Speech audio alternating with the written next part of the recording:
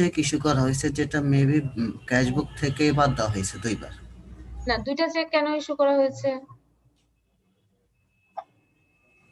কারণ প্রথম চেকটা তার 6 মাস যখন পার হয়ে গেছে, হুম, তখন তো সেটা বাদ, আউট অফ ডেট। এরপর সে আবার 25 টাকা আরেকটা চেক ইস্যু করছে। তাহলে কয়টা রেকর্ড করা উচিত ছিল আর সে কয়টা রেকর্ড করেছে?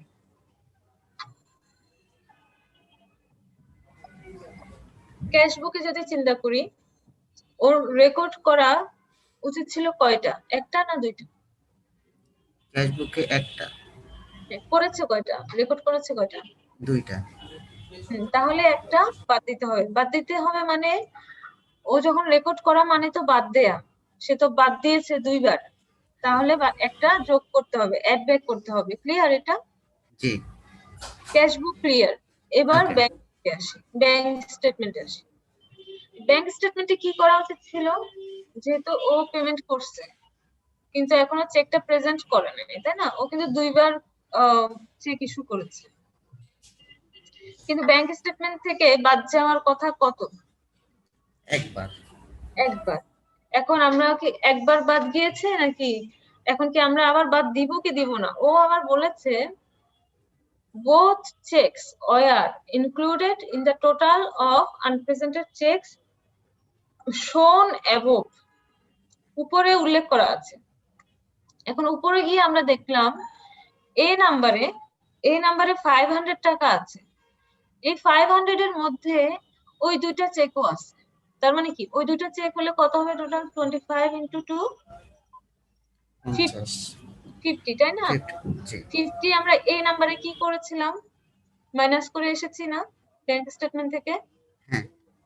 তাহলে আমাদের মাইনাস করা উচিত ছিল কত? 25। ওকে। একবার উচিত ছিল, কিন্তু আমরা করেছি 2বার, তাই না? তাহলে একবার আমরা আবার অ্যাড ব্যাক করব।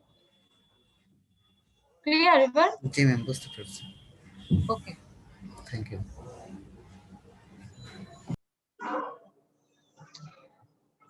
সো আমরা মোটামুটি সবই জানলাম। এটা আপনারা দেখে নিন, এটা খুবই ছোট, আশা করি পারবেন। আচ্ছা, আমাদের একটা ব্রেক দরকার না? আপনাদের নামাজের টাইম চলে যাচ্ছে না? ইয়েস ম্যাম, ভাবতেছিলাম এই অঙ্কটা শেষ হলে বলবো, যেহেতু শেষ হয়েছে ম্যাম একটু 15 হ্যাঁ, মিনিটস এর তাহলে ব্রেক দেন ম্যাম। হ্যাঁ, 15 মিনিটস আমরা তাড়াতাড়ি ব্যাক করব, আর এরপর খুব তাড়াতাড়ি আমরা ক্লোজ জি করব। ম্যাম, 8টা 10-এ ব্যাক করুন ইনশাআল্লাহ। Yes ma'am. ঠিক আছে। 8টা 10 মানে 8টা 10। Yes ma'am. ওকে।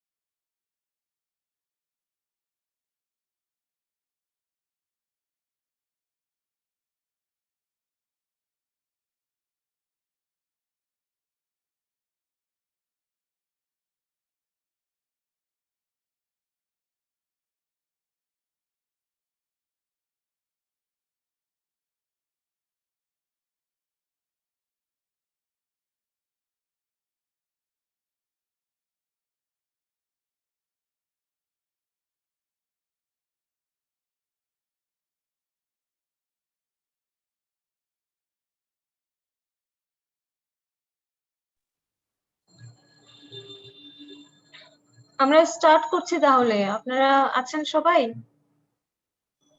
Yes ma'am. আচ্ছা, জি ma'am.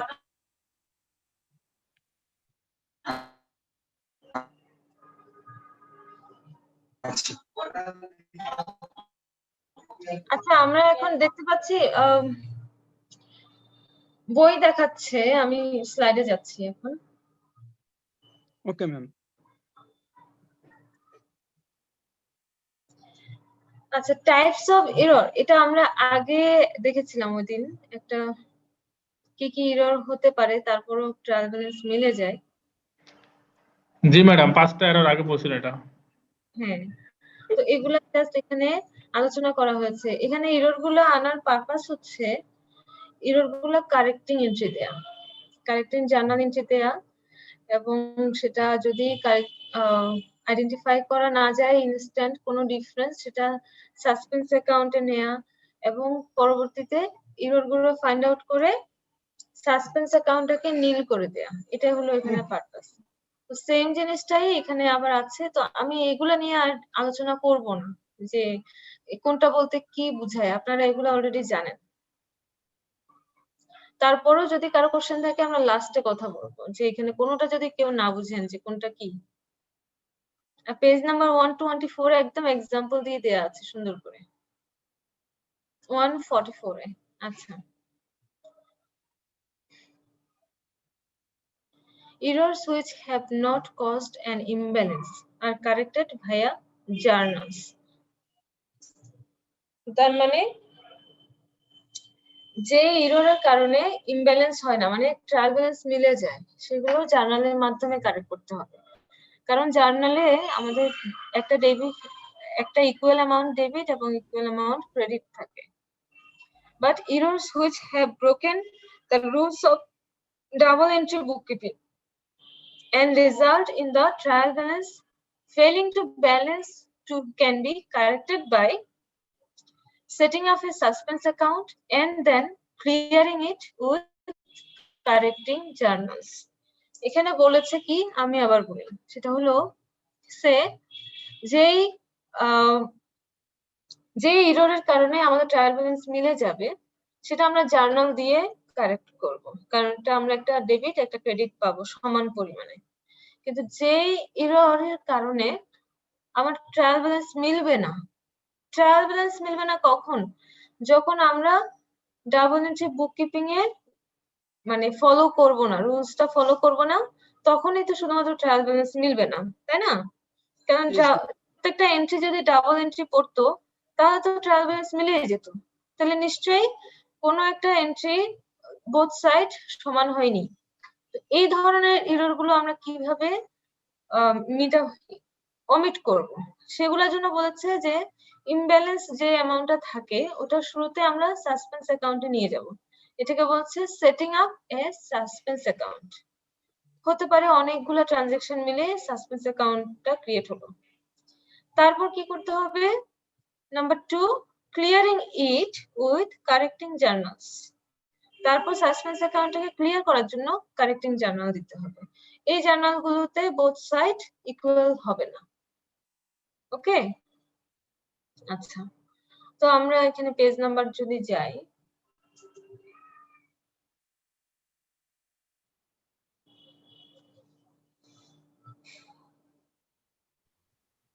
Ma'am, sorry ma'am, actually আমার একটু নেট প্রবলেম হয়ে গিয়েছিল, আমি কয়েকটা মানে সেন্টেন্স মিস করেছি ম্যাম, যদি কাইন্ডলি একটু বলা যেত। মোহাম্মদ ইসরাফিল, রাইট? জি জি ম্যাম, অ্যাকচুয়ালি আমার নেটটা প্রবলেম হচ্ছিল তো তাই। মোহাম্মদ ইসরাফিল, জি ম্যাম, ইসরাফিল ম্যাম। আচ্ছা, আমরা এক্সাম্পলে গেলে বুঝতে পারবো যে এরর হলে কিভাবে কারেক্ট করতে হয়। হ্যাঁ, অত না না, জি ম্যাম, জি ইররের একটা প্রিফেসটা আমি অ্যাকচুয়ালি মিস করেছি মেবি আর কি, যেটা ইন্ট্রোডিউস করতেছিলেন, জি এটা আর কি। ওকে ম্যাম, তাহলে অঙ্ক করার সময় আমরা বুঝবো না। এক্সাম্পল দিতে পারবো।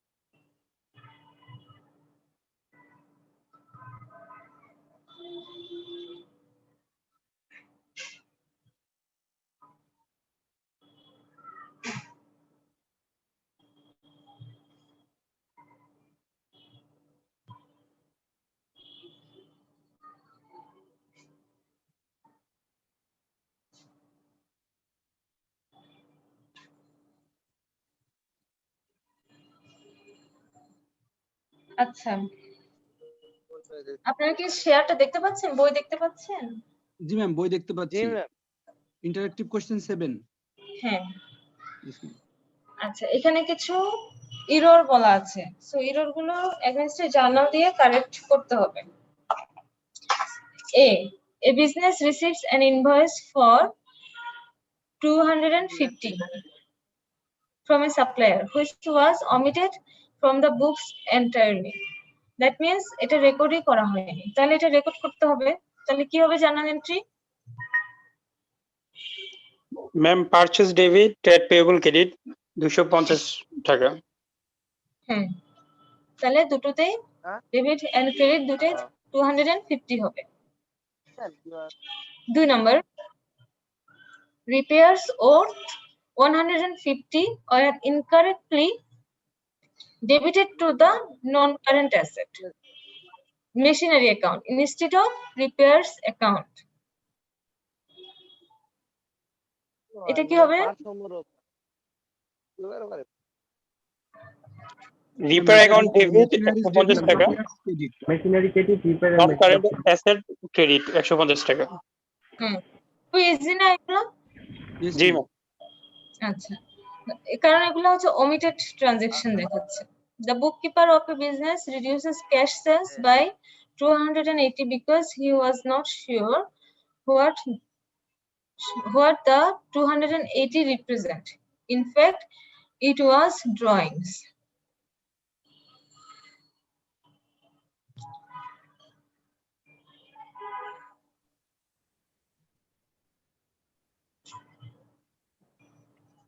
বলছে কি সে 280 টাকা, এটা কি ট্রানজাকশন সে বুঝতে পারেনি। হ্যাঁ, এই জন্য সে কি করলো, এটা ডিলিট সেলস থেকে কমিয়ে দিল। সেলস থেকে কমানোর জন্য সে কি এন্ট্রি দিয়েছে? ম্যাম সেলস ডেবিট করেছিল।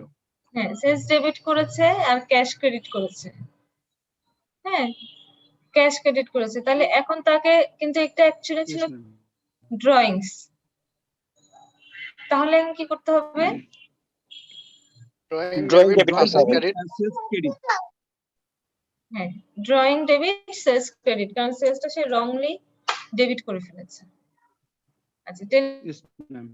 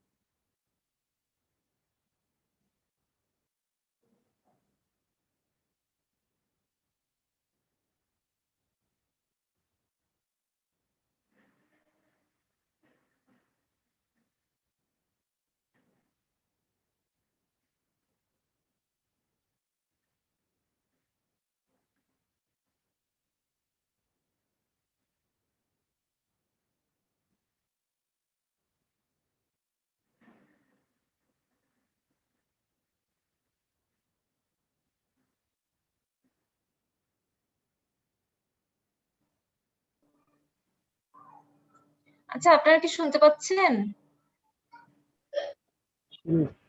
ম্যাডাম এখন পাই। ম্যাম এতক্ষণ শুনতে পাচ্ছিলাম না। হ্যাঁ, আমার ডিসকানেক্ট হয়ে গেছিল কানেকশনটার কারণে, একটু ডিস্টার্ব করছে। আচ্ছা, আমি আবার শেয়ার দিলাম।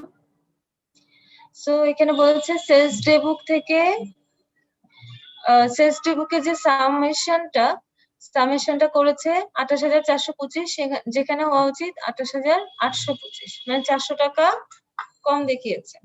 তাহলে কি হবে এটা?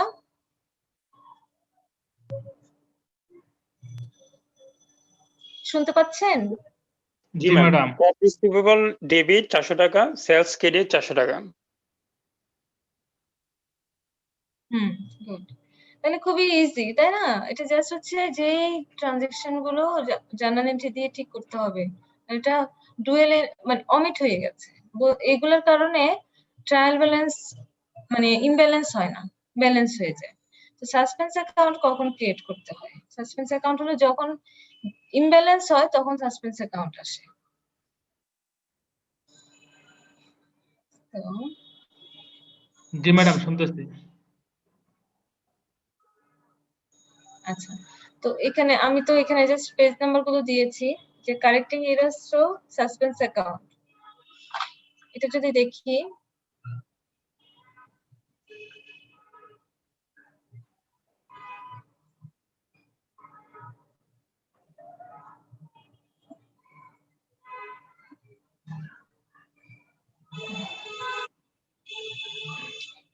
এই এক্সাম্পলটা আমরা দেখি যে an accountant draws up a trial balance and finds that total debit exceeds total credits by 162. তার মানে ডেবিটে বেশি আছে, ক্রেডিটে কম আছে। হ্যাঁ, তো একটা সাসপেন্স অ্যাকাউন্ট তাহলে ক্রিয়েট হলো 162। এটা এখন তাহলে অমিট করতে হবে। অমিট করতে হলে রিজন গুলো ফাইন্ড আউট করতে হবে।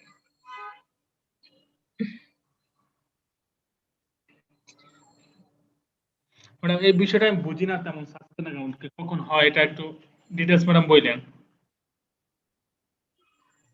এই যে বললাম, যখন আপনার ট্রায়াল ব্যালেন্স মিলবে না, ট্রায়াল ব্যালেন্স যখন মিলবে না, যেটা যে যত টাকার জন্য ডিফারেন্স হলো ওটা হলো সাসপেন্স অ্যাকাউন্ট। ওকে, জি ম্যাডাম। প্রথমত পারপাস হলো ইররটা ফাইন্ড আউট করা। তো এখন আপনি যদি ট্রায়াল ব্যালেন্স মিলেনি এই জন্য একদম রেখে দেন, তাহলে কিন্তু আপনার ওই একটা ইমব্যালেন্সের টোটাল কত এটা তো আপনি পাচ্ছেন না। তো এই জন্য প্রথমত একটা সাসপেন্স অ্যাকাউন্ট ক্রিয়েট করে রাখা হয়, যাতে অন্যগুলা ঠিক আছে কিনা, অন্য অ্যাকাউন্ট গুলা কারেক্টলি আছে কিনা ওগুলো থাকলো, ব্যালেন্সটা যে অন্য অ্যাকাউন্ট গুলোর লেজারে কত শো করছে ওটাও ট্রায়াল ব্যালেন্সে থাকলো, সাথে কত টাকার জন্য ইমব্যালেন্স হলো সেটাও থাকলো। তারপর যেটা করা হবে যে আর কি কি রিজন আছে যার কারণে ডিফারেন্স হতে পারে, রিজন গুলো ফাইন্ড আউট করে এবার জার্নাল এন্ট্রি যাতে করে ইমব্যালেন্সটা চলে যায়।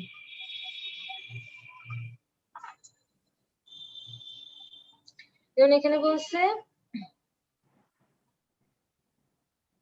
when the cause of the টাকা 162 discrepancy is tracked down, it is corrected by means of a journal entry। তার মানে হয়তোবা সে পেয়েছে যে পার্সেস কম রেকর্ড করা আছে 162, তার পার্সেসটা ডেবিট করে সাসপেন্স অ্যাকাউন্টকে পার্সেস ক্রেডিট করে সাসপেন্স অ্যাকাউন্টকে ডেবিট করে দিল, সাসপেন্স অ্যাকাউন্টটাকে তাহলে সে অমিট করে দিল। আমরা এটা আরেকটু কঠিন এক্সাম্পলে যাই তাহলে আরো ক্লিয়ার হবে। এটা তো একদম সিম্পল কথা বলেছে।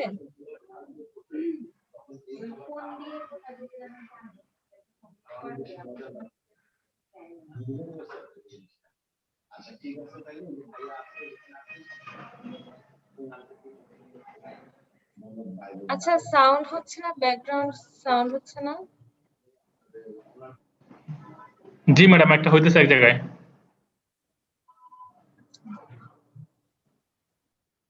আচ্ছা,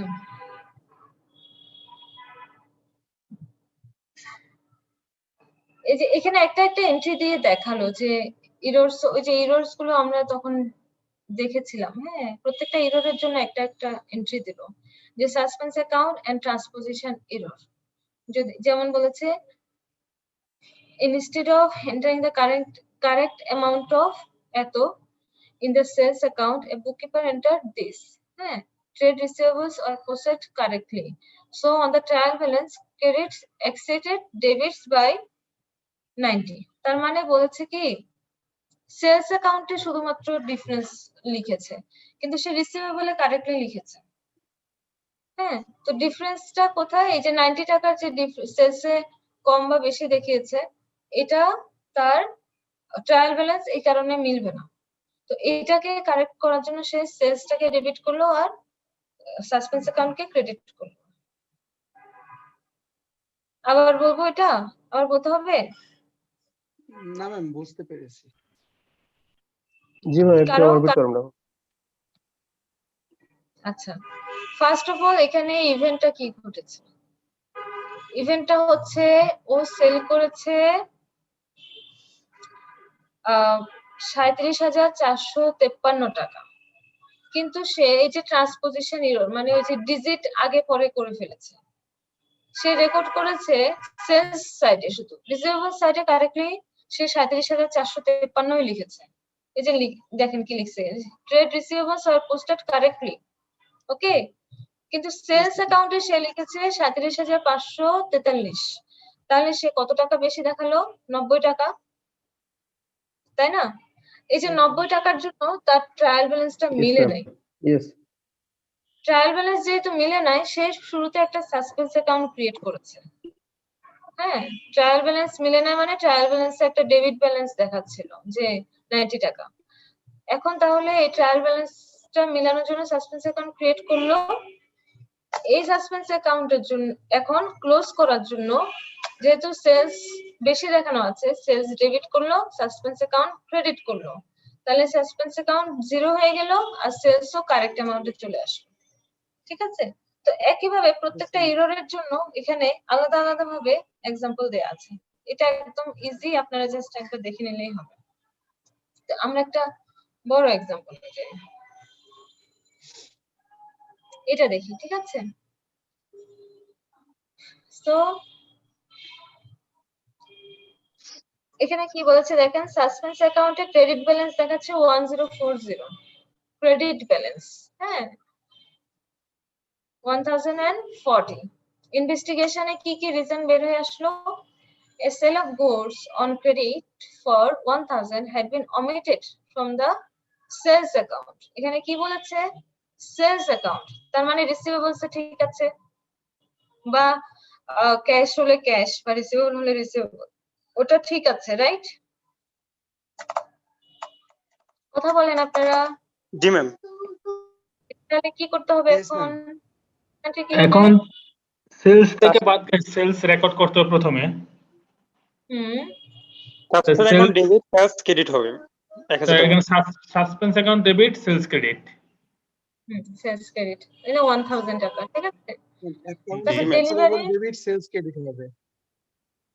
না, রিসিভেবল আসবে যেটা না। ওমিটেড ম্যাম, যেটা ওমিট হয়ে গেছে সেটা কি আপনার omitted from what? অ্যাকাউন্টেড হয়েছে। Omitted from sales account. হ্যাঁ হ্যাঁ Sales account. রিসিভেবলের কথা হ্যাঁ, বলা নাই। আর যেহেতু আমরা এখানে সাসপেন্স অ্যাকাউন্টের কাজ করছি, তার মানে নিশ্চয়ই এখানে ওয়ান সাইডেড এরর থাকবে। আচ্ছা, delivery and installation cost of 240 on a new item of plant had been recorded as revenue expenditure in the distribution cost account. এটা কি হবে? এটা হবে ডেলিভারি এটা বোথ সাইডে ইকুয়াল হবে, মানে এটা প্ল্যান্টে যাওয়ার কথা, ইনস্টলেশন কস্ট কিন্তু ক্যাপিটালাইজ হয়, হ্যাঁ, তাহলে প্ল্যান্টে যাওয়ার কথা, সে ডিস্ট্রিবিউশন কস্টে রেকর্ড করেছে। কি হবে জানেন? প্ল্যান্ট বাড়বে আর ডিস্ট্রিবিউশন আর ইনস্টলেশন কস্ট ক্রেডিট কমবে। হ্যাঁ, good. The cash discount of 150 had been taken on paying a supplier, হ্যাঁ, জি ম্যাম, মানে সাপ্লায়ারকে দিয়েছে এবং সে ডিসকাউন্টটা পেয়েছে, even though the payment was made outside the time limit. আচ্ছা, so JW is insisting that 150 is still payable. মানে সে বলছে time limit যেহেতু চলে গেছে, এখন সে জার্নাল এন্ট্রি দিয়ে হয়তোবা ডিসকাউন্ট শো করেছে, কিন্তু অ্যাকচুয়ালি পার্টি মানছে না, তার মানে এটা পেয়েবলসে দেখাতে হবে। তো জার্নাল এন্ট্রি কি হবে?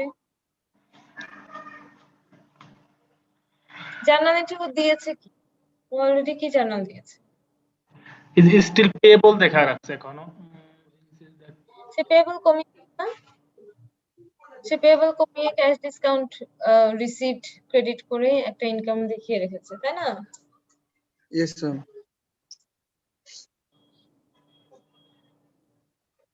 কি করেছে সে? এখানে বলছে ক্যাশ ডিসকাউন্ট এত টাকা had been paying to supply cash discount. কি করেছে? পে করে টাইম লিমিটের মধ্যে দেয়ও নাই, কিন্তু সে এটাকে ডিসকাউন্ট রিসিপ্ট ধরে এন্ট্রি দিয়ে রেখেছে, তাহলে সে ক্যাশ ডিসকাউন্ট ক্রেডিট করেছে, পেয়েবল ডেবিট করেছে, তাহলে এখন উল্টো এন্ট্রি দিতে হবে, পেয়েবল কে আবার ক্রেডিট করতে হবে আর ক্যাশ ডিসকাউন্ট কে ডেবিট ডিসকাউন্টকে করতে হবে। ডেবিট করতে হবে। হুম। বা সে পরিশোধ না করে মানে এন্ট্রিভুক্ত করছিল, এন্ট্রি করে ফেলছিল। হ্যাঁ, এটা পরে তো তাই মনে হচ্ছে, কারণ তার পেয়েবল যে সাপ্লায়ার জেডব্লিউ সে ইনসিস্ট করছে যে 150 ইজ স্টিল পেয়েবল, তার মানে সাপ্লায়ার কিন্তু তাকে ডিসকাউন্ট দেয়নি, সে নিজেই ধরে নিয়েছে ডিসকাউন্ট, এই জন্য এটাকে সে আবার দিয়ে দিবে।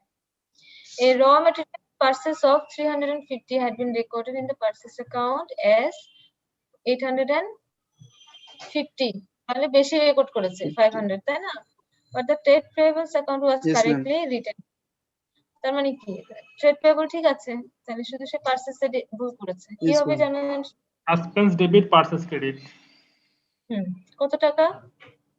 এইটা প্লাস মাইনাস করলে 400 হয় মনে হয় নাকি 500 টাকা 500 টাকা। হ্যাঁ। 500 হয়। তারপর number 5, purchase day book included a credit note for 230 as an invoice in the total column. The correct entry was made in the purchase account. Ma'am তাহলে এটা ডাবল হবে, যেহেতু এটা একটা ক্রেডিট নোট ইনভয়েস, তার মানে এটা সেলস। হ্যাঁ, তাহলে ক্রেডিট নোটটা পারচেজ ডে বুকে যাওয়ার কথা না, তাই না? যাবে Yes, ma'am. হলো সেলস ডে বুকে, তাহলে সেলস ডে বুকে Yes, কি sir. এন্ট্রি যাওয়ার কথা?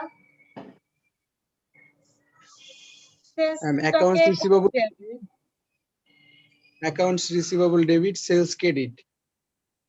হ্যাঁ, এখানে আবার একটা যেহেতু ভুল করে পোস্টিং দিয়েছে, সাসপেন্স অ্যাকাউন্টও আসবে 250 টাকা। মানে ও হচ্ছে হয়তোবা পারচেসে বা সেলসে কোথাও ভুল করে নাই, সে শুধুমাত্র ওই যে ডে বুক যেটা ওখানে ma'am. ভুল করেছে, তাই না? জি ম্যাম। ম্যাডাম জিনিসটা কথাটা বুঝলাম না আমি। মানে বলছে সে কিন্তু আবার এটাও বলে নাই যে তার সেলস ডে বুকে রেকর্ড হয়েছে কি হয় নাই, তাই না? সে কিন্তু এটাও বলে নাই যে সে সেলস ডে বুকে রেকর্ড হয়েছে কি হয়নি। ওর আসলে পারচেজ ডে বুকে যাওয়ারই কথা না, তাহলে পারচেজ ডে বুক থেকে এখন তার নীল করতে হবে, তাই না? Yes ma'am. সে যেহেতু বলেছে the purchase day book included A credit note, আচ্ছা ফার্স্ট অফ অল এটা ক্রেডিট নোটটা যাওয়ারই কথা না। তারপর হলো আদৌ ট্রানজাকশন হয়েছে কিনা, আদৌ এটা কোনো ট্রানজাকশন হয়েছে কিনা এটাও বোঝা যাচ্ছে না যে আদৌ এটা কোনো ট্রানজাকশন কি ট্রানজাকশন না। আচ্ছা যাই হোক, তাহলে এটা ডাবল অ্যামাউন্ট হবে এটা ক্লিয়ার, কিন্তু হচ্ছে কি নামে যাবে এটা হলো কথা। যে সাসপেন্স অ্যাকাউন্টে তো যাবে ডাবল অ্যামাউন্ট, কিন্তু নামটা কি হবে, অন্য পাশে নামটা কি হবে? সো যেহেতু পেবলস এর বেশি দেখানো আছে 230, প্রথমত পেবলস থেকে এটা অমিট করতে হবে। আচ্ছা একটা মিনিট, নরমালি পেবলস কি ক্রেডিট না? Credit ma'am. হ্যাঁ পেবলস ক্রেডিট, তো পেবলস এ সে ক্রেডিট নোট এন্ট্রি দিছে, তার মানে পেবলস কে সে ডেবিট করেছে 230, তাই না? Yes ma'am. তাহলে পেবলস এ say first of all say payables কমিয়ে দেখেছে 230, সেটা দিয়ে আগে বাড়াতে হবে। তো এখানে এটা ক্লিয়ার না যে সে এটা কি ক্রেডিট নোট হবে না ডেবিট নোট হবে, ও তো কিছু এটা কি বলে না। পারচেজ রিটার্ন টাইপের কিছু? এটা তো এখানে ক্লিয়ারলি বোঝা যাচ্ছে না যে পারচেজ ডে বুক ইনক্লুডেড, আবারও এটাও বলছে the correct entry was made in purchase account. Purchase return ma'am লাস্টের এই লাইনটা অনুযায়ী বলা যায় যে এটা পারচেজ রিটার্ন, যেহেতু পারচেজ অ্যাকাউন্টে কারেক্ট এন্ট্রি দিছে, আর অ্যাকচুয়ালি হচ্ছে ডেবিট নোট বলতে তো কিছু নেই। তো সো এখন যেহেতু ও পারচেজে এন্ট্রি দিয়েছে, তার মানে পারচেজে সে কমিয়েছে, তাই না? পারচেজ কমিয়েছে, তার পেয়েবলস কমানোর কথা, কিন্তু পেয়েবলস মনে হয় সে না কমিয়ে বাড়িয়ে দিয়েছে, তাহলে তার পেয়েবলসে ডাবল এন্ট্রি দিতে হবে। 30 into 2 460, আর বাকিটা যাবে সাসপেন্স অ্যাকাউন্টে। সিমিলারলি মানে সেম অ্যামাউন্টে সাসপেন্স অ্যাকাউন্টে যাবে। তাহলে তাহলে কি এন্ট্রি কি হলো? Suspense account debit? Payables credit না, 1 মিনিট দাঁড়ান, এখানে the correct entry was made in purchase account. Ma'am এটা আমার কাছে মনে হচ্ছে এরকম হবে, সাসপেন্স অ্যাকাউন্ট আসবে ma'am. Ma'am suspend account debit 460, purchase credit 230 হ্যাঁ, and purchase sales credit। Credit 230। না, Purchase পারচেজেও আচ্ছা আচ্ছা পারচেজে কারেক্ট এন্ট্রি দিয়েছে, হুম। হতে পারে এটা ম্যাম পারচেজ এখানে হচ্ছে রিটার্ন। আচ্ছা, পারচেজ Payable। রিটার্ন হলে এন্ট্রি দিয়েছে, পারচেজ রিটার্ন যদি হয় সে পারচেজ রিটার্ন, তাহলে ওর কি এন্ট্রি হওয়া উচিত ছিল? Madam accounts payable debit purchase credit. হ্যাঁ, পারচেজ ক্রেডিট 230 হওয়ার কথা, কিন্তু জি, সে পেয়েবলসকে সে ডেবিট হওয়ার কথা 230, সে ক্রেডিট করেছে 230, তাহলে এখন পেয়েবলসে ডেবিট করে দিতে হবে 460। 60 আর সাসপেন্স অ্যাকাউন্ট 460, হ্যাঁ, Yes, ma'am. ওকে, দেখা ঠিক যাক। আছে। তাহলে এখানে প্রথমে হওয়ার কথা ছিল কি যেন ম্যাডাম বললেন? Purchase debit payable credit. না, যেহেতু পারচেজ রিটার্ন, তো payable debit purchase credit. Payable return purchase return, আচ্ছা, পারচেজ রিটার্ন তো হ্যাঁ। পেয়েবল ডেবিট পারচেজ ক্রেডিট 230 তেই হ্যাঁ। করছি আমরা এটা। হ্যাঁ, এখন পারচেজ অ্যাকাউন্টে কারেক্টলি করেছে, কিন্তু পেয়েবলসে ডেবিটের জায়গায় ক্রেডিট দিয়ে দিয়েছে, ঠিক আছে। যদি ক্রেডিট দিলে বুঝলাম কি যে আচ্ছা পারচেজ অ্যাকাউন্ট ঠিক আছে, এর মানে হলো সে এনদার অ্যাকাউন্টে ভুল করছে। হ্যাঁ, আনাদার অ্যাকাউন্টে ভুল করেছে। তো এখন পেয়েবলটাকে সে ডেবিট না করে ক্রেডিট করে ফেলছিল। এখানে যদিও ল্যাঙ্গুয়েজটা অতটা ক্লিয়ার না, আমরা তাহলে এইভাবে আমরা এখন আপাতত এই এক্সপ্লেনেশনে যেতে পারি, যেহেতু পারচেজ অ্যাকাউন্টের কথা মেনশন করছে, তার মানে কারেক্ট এন্ট্রি যেটা ওটাতে পারচেজ অ্যাকাউন্ট থাকবে, আমরা সেলস ডেবিটের দিকে যাব না, ঠিক আছে। Any confusion anymore? পেয়েবলটা ছিল। ঠিক আছে, একটা কথা শুনেন, অ্যাকাউন্টিং সাবজেক্ট আপনারা যারা এখন ফার্স্ট টাইম পড়ছেন তাদের জন্য তো ফার্স্ট টাইম জানা হবে, আর যারা আগে থেকে পড়ে আসছেন হয় অনার্স মাস্টার্স বা হচ্ছে বিবিএ এমবিএ বা ইন্টারমিডিয়েট বা এসএসসি তে, সবাই দেখবেন যে অ্যাকাউন্টিং এর মেইন চ্যালেঞ্জ হলো ট্রানজাকশনটা আন্ডারস্ট্যান্ড করা, ল্যাঙ্গুয়েজটা বোঝা। হ্যাঁ, তো সো এখানে যেমন এটা একটা চ্যালেঞ্জ, একইভাবে এখানে কমন সেন্স অ্যাপ্লাই করতে হয়। আর ট্রানজাকশন যদি আপনাকে কেউ একদম ক্লিয়ারলি বলে দেয় যে এটা এটাই, আপনি কোশ্চেন করছেন সে এক্সাক্ট আনসার দিচ্ছে, তাহলে আপনি ইজিলি আনসার করতে পারবেন। কিন্তু এক্সাম হলে এমন অনেক কিছুই থাকবে যেটা আপনার কমন সেন্স অ্যাপ্লাই করে বুঝতে হবে যে অ্যাকচুয়ালি ট্রানজাকশনটা কি হয়েছে, ঠিক আছে। এখানে আমরা বলছি যে যেহেতু এখানে ক্লিয়ারলি সুন্দর করে মেনশন করে দেয়া নাই, বলছে ক্রেডিট নোট, আবার বলছে সে পারচেজ ডেবিটে এন্ট্রি দিয়েছে, এখন তার মানে এটা আদৌ কি ক্রেডিট নোট নাকি এটা কোনো মানে পারচেজ রিটার্ন? হ্যাঁ, তো আবার বলছে যে পারচেজ অ্যাকাউন্টে কারেক্টলি এন্ট্রি হয়েছে, তো যদি এটা ক্রেডিট নোট হতো তাহলে তো তার পারচেজে কোনো এন্ট্রি আসতো না, তার মানে পারচেজে এন্ট্রি এসেছে মানে, এবং একটা যেহেতু ক্রেডিট নোট মানে ওয়ার্ডটা ইউজ করেছে, দ্যাট মিন্স কোনো ট্রানজাকশনে কন্ট্রা এন্ট্রিকে মিন করছে, বা যদি সেলস হতো তাহলে সেলস রিটার্ন, যদি পারচেজ হতো তাহলে পারচেজ রিটার্ন। যেহেতু পারচেজ অ্যাকাউন্টের কথা বলছে তার মানে এটা পারচেজ রিটার্নের কথাই বলছে, এইভাবে আমরা এটাকে চিন্তা করেছি। আর যদি পারচেজ রিটার্ন হয় তাহলে কারেক্ট এন্ট্রি হচ্ছে পেয়েবলস ডেবিট পারচেজ অ্যাকাউন্ট ক্রেডিট। এখন সে যেহেতু বললো পারচেজ ডে বুক ইনক্লুডেড এ ক্রেডিট নোট, তার মানে পারচেজ ডে বুকে সে ক্রেডিট নোটের মতো করে সে এন্ট্রি দিয়েছে, ক্রেডিট নোটে রিসিভেবল কে যেভাবে দিত হয়তোবা এখানে অনেকটা ওইভাবে মানে উল্টা এন্ট্রি দিয়েছে। হ্যাঁ, আবার পারচেজ অ্যাকাউন্টটা কারেক্ট আছে, তার মানে পেয়েবলসেই ভুল আছে, পেয়েবলস ডেবিট করার কথা ওটাকে হয়তোবা ক্রেডিট করে দিয়েছে। এভাবে জাস্ট কমন সেন্স অ্যাপ্লাই করে আমরা এটাকে সলভ করার চেষ্টা করছি। কখনো আপনাকে জি ম্যাম। মানে এরকম এক সিচুয়েশনই আসবে যেখানে আপনাকে কমন সেন্স অ্যাপ্লাই করে ট্রানজাকশনটা আন্ডারস্ট্যান্ড করতে হবে। এখন আপনাকে যদি তো কেউ বলে ফাইনাল দেয় ফরওয়ার্ড, হ্যাঁ ভুলটা এইরকম এরকম এরকম, তখন আপনি কিন্তু আনসার ইজিলি দিতে পারবেন, তাই না? কিন্তু নিজের মেধা এক্সাম খাটানো হলে তো হয় না। হ্যাঁ এক্সাম হলে আপনাকে সবকিছু কি কেউ এভাবে ডিরেক্টলি আনসার দিবে? নেই তো কেউ যে আপনাকে বসে বসে আনসার দিবে। ক্লায়েন্টে গেলে হয়তো বা ক্লায়েন্ট আপনাকে কোশ্চেনের আনসার গুলো দিবে ঠিক মতো, তাই না? সো এটাও কিন্তু ইম্পর্টেন্ট যে কমন সেন্স অ্যাপ্লাই করা। আর কমন সেন্স বেশি কাজ করবে যখন আপনি অনেক প্র্যাকটিস করবেন।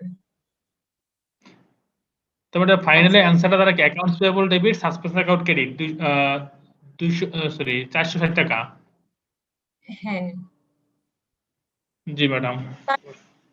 230 গেছে, ওটা দরকার হয় না চেঞ্জ করার, কিন্তু যেহেতু একটা সাইড ভুল এন্ট্রি দিছে ওটা ডাবল হয়েছে। আচ্ছা এখন এখানে দেখি সি নাম্বারে কি বলছে, before the error corrected T drawn and company's gross profit was calculated at এত and the net profit for the year এত, calculate the revised gross profit and net profit।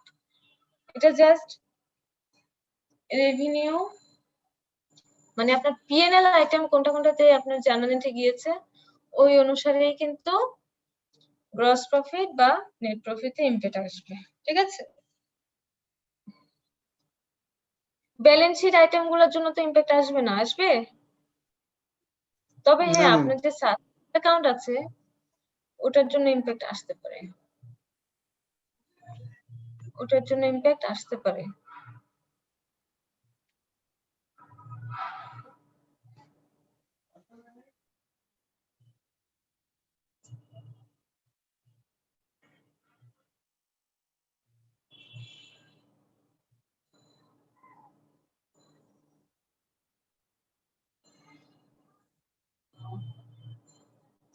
আচ্ছা তো সো আমাদের ক্লাস আজকে মোটামুটি আমি আর এক্সটেন্ড করছি না, এটা একটু বলি এক্সটেন্ডেড ট্রায়াল ব্যালেন্সের মাধ্যমে সাসপেন্স অ্যাকাউন্ট কিভাবে দেখানো হয় বা কিভাবে অমিট করা হয়। তো এখানে একটা ট্রায়াল ব্যালেন্স এটা মিলানো ছিল,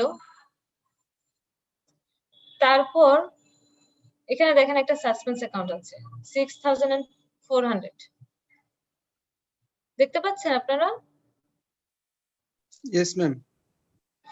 আচ্ছা তো এটা আগে বসিয়ে নিল, তারপরে সাসপেন্স অ্যাকাউন্টের যদি কোনো এক্সপ্লেনেশন পাওয়া যায় সেটা ওই রেসপেক্টিভ অ্যাকাউন্টে ওটা অ্যাডজাস্টমেন্ট দিতে হবে। যদি দেখি এখানে এই যে যেমন এখানে ট্রেড পেয়েবলস একটা অ্যাডজাস্টমেন্ট গেছে, একইভাবে ট্রেড রিসিভেবলস একটা অ্যাডজাস্টমেন্ট গেছে, হ্যাঁ আর এখানেও অ্যাডজাস্টমেন্ট যেতে পারে। বাকিগুলো দেখি এগুলো যদি সেম থাকে তার মানে অ্যাডজাস্টমেন্ট যায় নাই, এখানে জাস্ট সেম চলে এসেছে। অ্যাডজাস্টমেন্ট কলামে তো জাস্ট এই দুটোই গিয়েছে, তো এই দুটো দেখেন এই দুটোর অ্যামাউন্ট সাসপেন্স অ্যাকাউন্টের সমান 6400 এটা 6400, তাহলে অ্যাডজাস্টমেন্ট দিয়ে সাসপেন্স অ্যাকাউন্টটা নীল হয়ে গেল, তাহলে এটা আর কোথাও এখানে যাওয়া লাগলো না।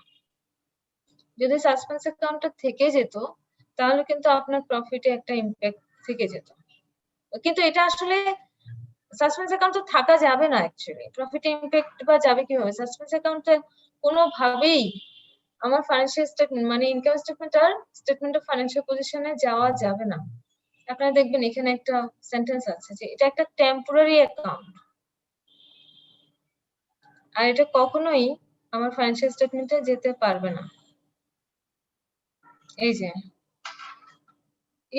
it must be stressed that a suspense account should only be temporary and there should be no suspense account when it comes to preparation of the income statement and statement of financial position, ঠিক আছে?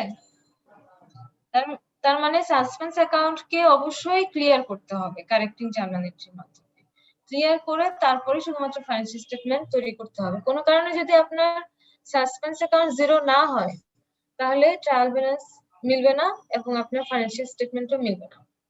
কারণ suspense account আপনি দেবেন কোথায়? P&L এ তো suspense অ্যাকাউন্টের কোনো জায়গা নেই। ওকে, তাহলে আমাদের আজকে চ্যাপ্টারটা ডিসকাশন শেষ হলো। আমি মনে করি এখানে আপনাদের যে সাসপেন্স অ্যাকাউন্ট আছে এই রিলেটেড কিন্তু ট্রানজাকশন পরীক্ষায় আসে, পরীক্ষায় অনেক আসে। তো আপনারা এটা জাস্ট একটু প্র্যাকটিস করেন। এইভাবে হয়তো বা এক্সটেন্ডেড ট্রায়াল ব্যালেন্সের মাধ্যমে আসে না, কিন্তু সাসপেন্স অ্যাকাউন্ট আছে এবং trial balance, revise trial balance তৈরি করতে বলতে পারে।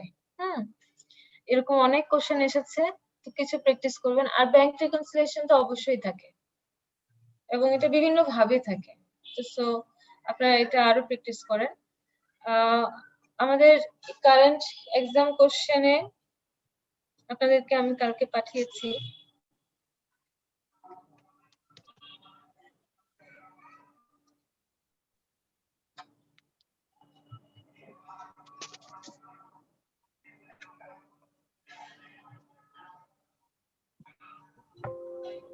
হ্যাঁ, এখানে একটা সাসপেন্স অ্যাকাউন্টের ম্যাথ দেয়া আছে, তো আপনারা এখানে একটু আপনাদের প্র্যাকটিস হবে।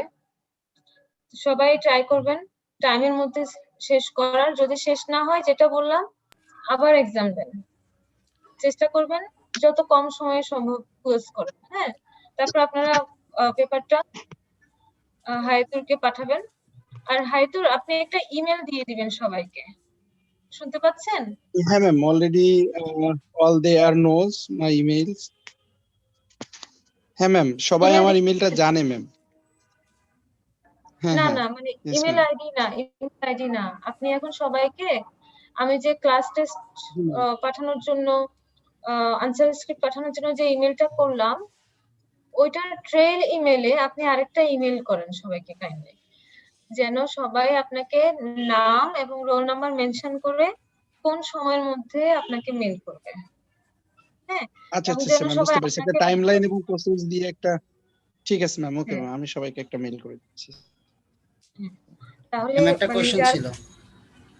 যারা এখন ক্লাসে অ্যাটেনটিভ না, অনেকেই তো আছে, আমি এখন হ্যান্ড রেজ করতে বললে বোঝা যাবে কয়জন আছে। তো তারাও অ্যাটলিস্ট জানলো যে আমাকে ডিরেক্টলি পাঠানো লাগবে না, যেন সবাই আপনাকে পাঠায়।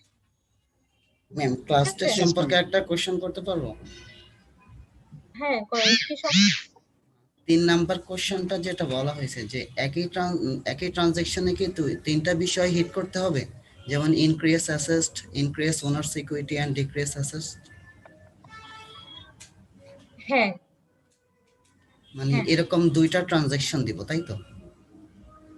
হ্যাঁ, এটা এমন না যে আপনি সেপারেট ট্রানজাকশন দিলেন যাতে সবগুলো কভার করলো না, দুটো ট্রানজাকশন দিবেন যাতে সবগুলোকে ইফেক্ট করে।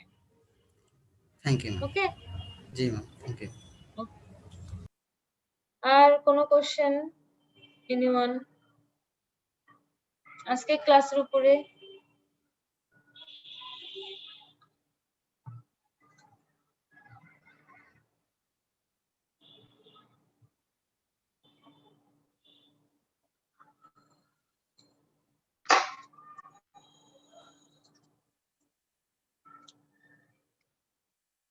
কারো কোনো কোশ্চেন নেই?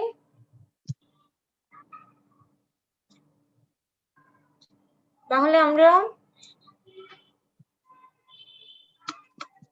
আজকের মতো ক্লোজ করি, ঠিক আছে? Yes, ma'am. তো আমার প্ল্যান অনুসারে নেক্সট ক্লাস আমার জন্য লাস্ট ক্লাস। আমার প্ল্যান বলতে আইসিবি থেকে তো ইনিশিয়ালি একটা শিডিউল দেওয়া হয়, জি ম্যাম। তারপর আপনাদের মনে হয় ক্লাস লাগবে, কারণ আমার প্ল্যান অনুসারে আমি একটা প্রবলেম সলভিং ক্লাস নেওয়ার কথা। তো যেহেতু চ্যাপ্টার 7 কভার করতে হবে নেক্সট ক্লাসে, আবার ক্লাস টেস্ট আরো একটা নিতে হবে, এবং এর মধ্যে আমি আবার পাঠাবো আপনাদের চ্যাপ্টার 7 এর উপর কভার করে, চ্যাপ্টার 7, 6 সব কভার করে আরেকটা ক্লাস টেস্ট কোশ্চেন পাঠাবো। এবং ওই ক্লাস টেস্ট সহ আপনাদের যদি একটা ক্লাস নিতে পারি তাহলে ভালো হবে প্রবলেম সলভিং এর জন্য, বাট এটা দেখা যাক। হ্যাঁ, তো নেক্সট ক্লাসে আপাতত চ্যাপ্টার 7টা কভার করব, এবং টিল চ্যাপ্টার 6 আপনাদের যদি কোনো কোশ্চেন থাকে, নট অনলি চ্যাপ্টার 6, আপনাদের জন্য অন্য কোনো চ্যাপ্টার বা অন্য কোনো আইসিবি কোশ্চেন মানে অ্যাকাউন্টিং, অবশ্যই অ্যাকাউন্টিং এর বাইরে আমি কভার করব না। না ম্যাম অ্যাকাউন্টিং এর অন্য কোনো এরিয়াতে যদি কোনো কোশ্চেন থাকে সেটা আমার সাথে ডিসকাস করবেন। হ্যাঁ, বলেন, কিছু বলতে চাচ্ছিলেন? হ্যাঁ, মনিরুজ্জামান ভাই বোধহয় কিছু বলবেন, হাত তুললেন। করলাম, আমি অপশনটা খুঁজে পাচ্ছিলাম না। Thank you. আচ্ছা আচ্ছা, হ্যাঁ ওকে, ঠিক আছে। কি অপশন খুঁজে পাচ্ছিলেন না? হ্যান্ড রেইজের। হ্যাঁ, কোনো কোশ্চেন আছে? No madam.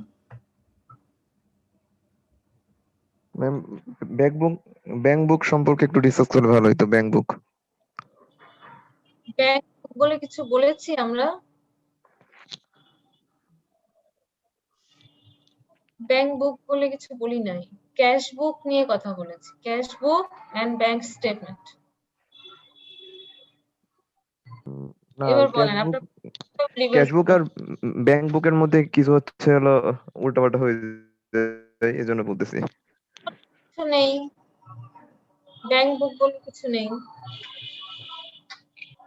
ক্যাশ বুকে ক্যাশ কলাম থাকে, ক্যাশ ইন হ্যান্ড কলাম থাকে এবং ক্যাশ এট ব্যাংকের কলাম থাকে। আরেকটা হলো ব্যাংক স্টেটমেন্ট। এখন আপনার কোশ্চেনটা clear? Thank you ma'am.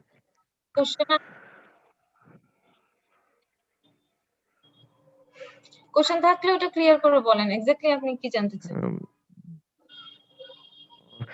Ma'am বিভিন্ন অডিটে গেলে ওদের কাছে হচ্ছে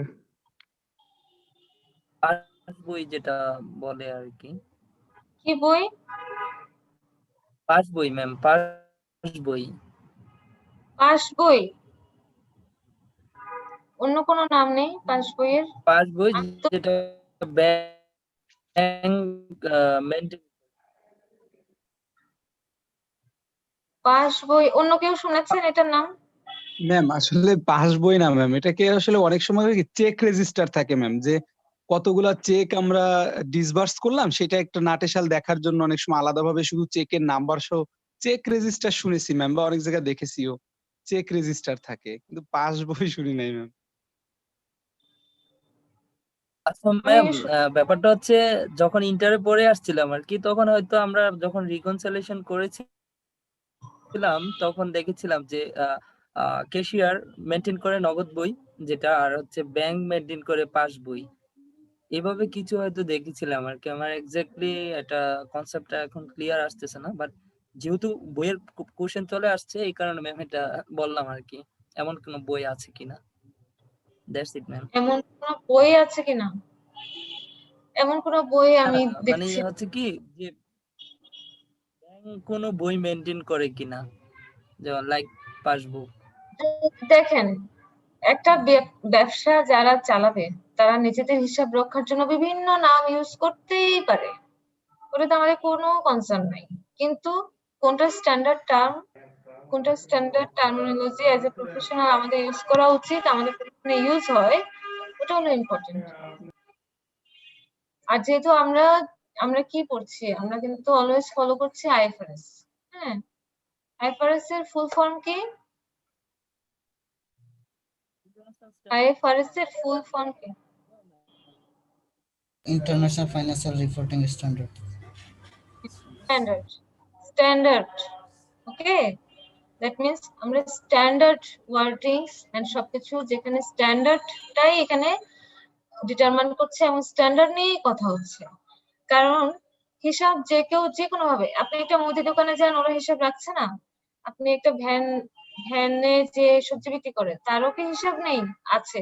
তাই বলে কি আমরা সব শিখবো? সব কি কমনলি সবার জন্য অ্যাপ্লিকেবল হবে? হবে না।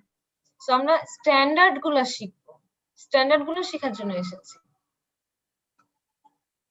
আর আমি আগেও বলেছি আপনাদেরকে যে অ্যাকচুয়ালি পারপাস ওরিয়েন্টেড কোশ্চেন করেন, যেটা আপনার জন্য বেনিফিটেড, যারা বাকিরা পার্টিসিপেন্টস আছে তাদের জন্য কিছু শেখা হয়।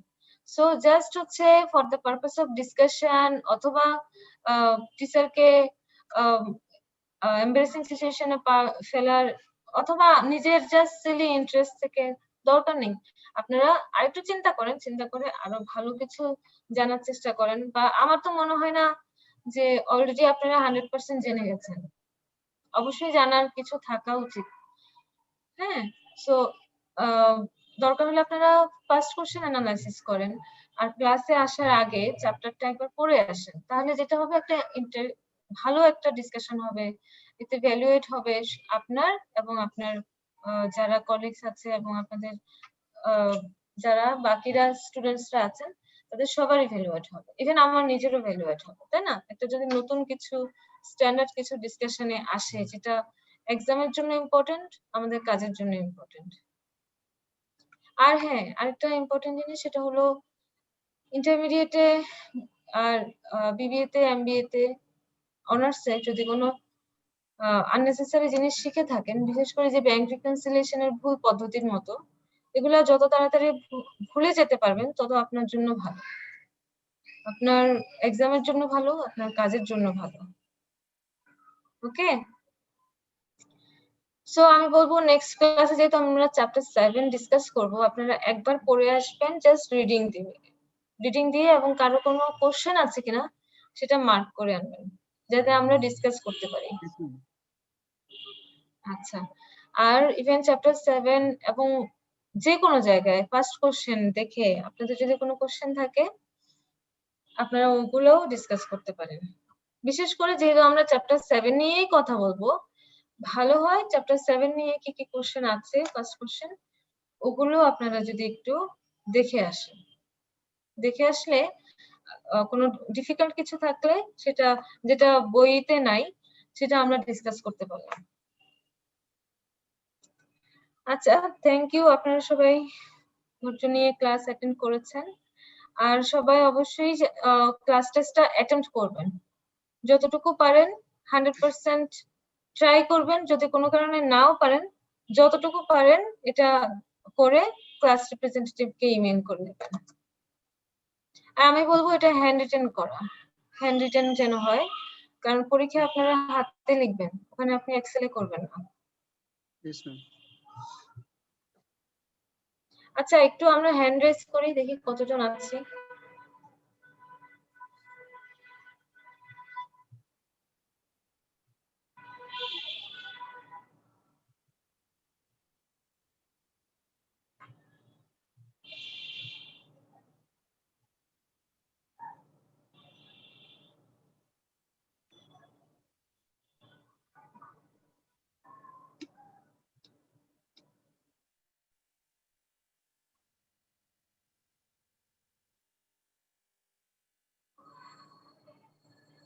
হাইতুর কয়জন আছে আউট অফ 57? ম্যাম আমি সহ 32 জন। আচ্ছা, not bad. Okay, thank you, সবাই ভালো থাকবেন। Okay, bye bye. Bye bye ma'am. Thank you ma'am. Bye by.